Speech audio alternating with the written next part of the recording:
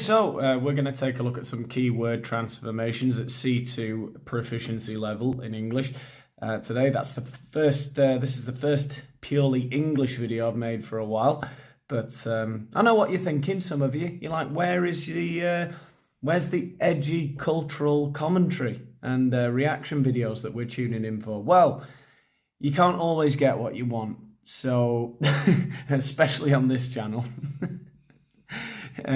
If you're looking for consistency, you've come to the wrong place. Anyway, so what we are going to look at is this exercise. There are 6 sentences, 6 questions in total. You can see the first 3 here. This is like part 4. This is a simulation of part 4 on the reading and use of English paper of the C2 Proficiency Cambridge exam. And it's called keyword transformation. So what you can see here is, for example, in 25, Sam moved house only because he disliked commuting, right? In the following sentence, we've got to make it have the same meaning as the original sentence. We've got to use the word dislike, which you can see here, and between 3 and 8 words in total. So Sam moved house only because he disliked commuting. All of that information is important, that he only moved house because he didn't like the commute. Commute, obviously, is the word we use to travel from home to work. We call it commuting, right? So, but for his moved house. Right, so but for is an expression that means if that hadn't happened, if this was the only obstruction, this was the only inconvenience. So, but for his dislike of what? What was it that he disliked? But for his dislike of commuting, if it wasn't for that, Sam wouldn't have moved house, I think is how we would do that first sentence there. And I think with that, we've included all of the relevant information in the second sentence. Okay, let's have a look at 26. Katie didn't seem nervous, even though she was making her speech without notes, right?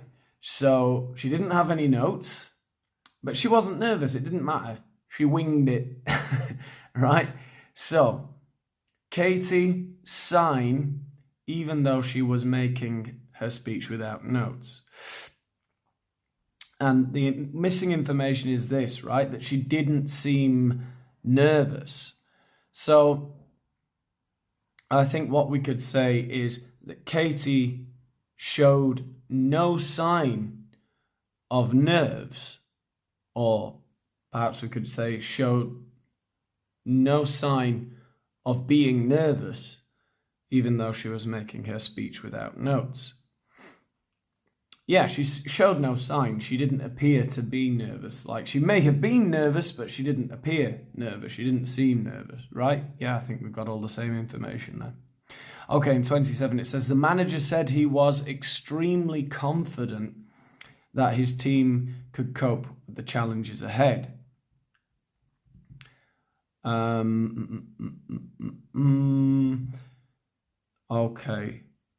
Okay, so he was extremely confident that his team could cope with the challenges ahead. The manager said to cope with the challenges ahead. So the information that's missing is that he was extremely confident. So I think the manager said that he had every confidence in his team. I think that's how I would say that. You should be seeing the correct answers coming up here somewhere on the screen. I'll edit them in somewhere. But I think that's what I would say, yeah. The manager said he had every confidence in his team to cope with the challenges ahead. Yeah, I think that's how I would say it. Okay, 28. Hopefully I haven't made any mistakes so far, but remember there are 2 points in total for each correct answer here, right? You can get just part of it right and still get a mark. But anyway, more and more tourists are visiting the ancient towns in the mountains. their growth, tourists visiting the ancient towns in the mountains. So more and more tourists are visiting. So with the word there and growth, we need to express that the number is increasing, right? More and more tourists. So what could we say here? I think I could say something like that. What could I say? There is a steady growth. There is a constant growth. I suppose we want to say it's getting more and more, right? So maybe increasing. Yeah, there is an increasing growth in tourists visiting ancient towns, the ancient towns in the mountains, I think. Well, as I say, you'll be seeing the correct answers coming up down here. I've decided this is where I'm going to edit them in. Okay, so in 29, I don't think Harriet has any idea how difficult it is to use this apparatus. Okay. Sorry about the building work. They're back again. I swear to God, there's an illegal workshop upstairs or something. Fuck's sake. Anyway, okay then. Okay. I don't think Harriet has any idea how difficult it is to use this apparatus. That's mental. That amount of noise is mental. I don't know how loud it's going to be on the video, but it's distracting. I don't think Harriet has any idea this apparatus. So, involved.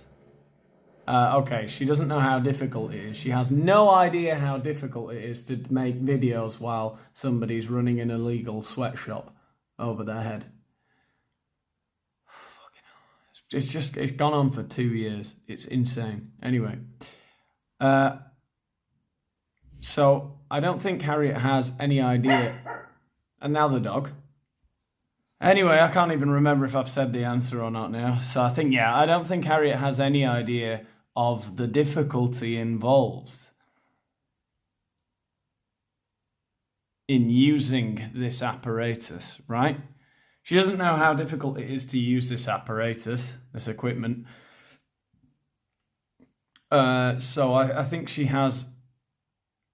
I don't think Harriet has any idea of the difficulty involved in using this apparatus. As I said, you'll be seeing the the textbooks definition of the correct answers.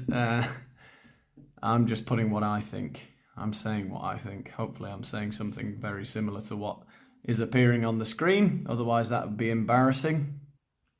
Okay then, the last one. Because the room is not available today, they have rearranged the meeting for next week. Okay. All right, yeah. Because the room is not available today, put next week, right? So instead of saying they have rearranged the meeting for next week, we can say they have put off, which means to postpone, right? The same as rearrange something for a later date. They have put off the meeting until next week, I think I would say.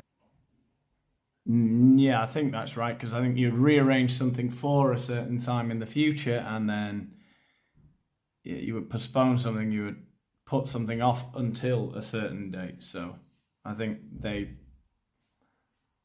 have put off the meeting until next week, I reckon. Hopefully I've got all of those right. How did you do? Better than me? I bet it wasn't as noisy wherever you were, you know? I bet you had fewer distractions. So if you did better than me, then, you know, I've got an excuse. So